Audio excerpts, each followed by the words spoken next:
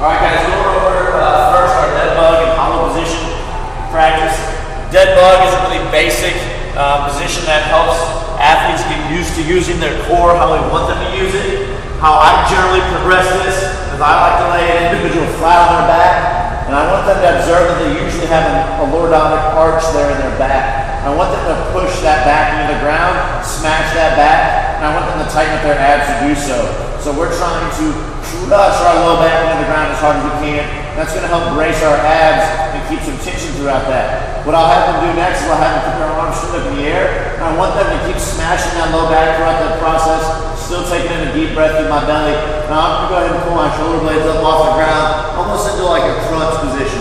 Once they can get back in this, still smashing the low back, still keeping the abs tight, I'm going to start trying to drift the arms out above the head and reach back, almost like I'm in a shoulder press position. I'll have them relax at that point. Talk about, did you feel that through your stomach? Yes, no, great, awesome. If not, how can you change it? Smash that low back again. Sometimes throwing a hand under there and having them push against your hand is a good way to learn. So they start smashing that, they get used to having their hands up, then I'm going to pull their knees up to their chest. So it looks a lot like a dead bug.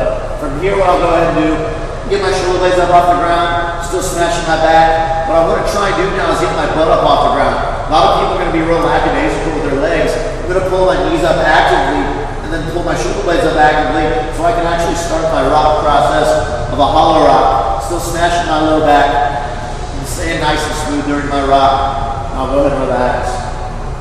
Again, talk about what works, what doesn't work. Do they feel that in the stomach? Do they not? Going through that process, smash the low back, shoulder blades come up on the ground, pull the knees up to the chest. I'm now going to straighten out my legs, get my butt up off the ground. I can go through my rock process again.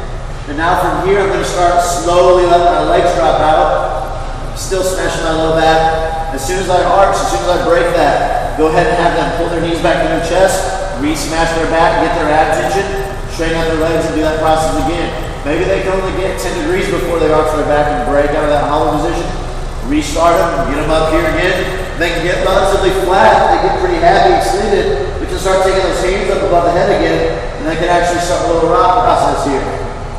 So that way, as our athletes get better and more able-bodied and keep it flat, we can go ahead and start lengthening them up and get them into a better rock position.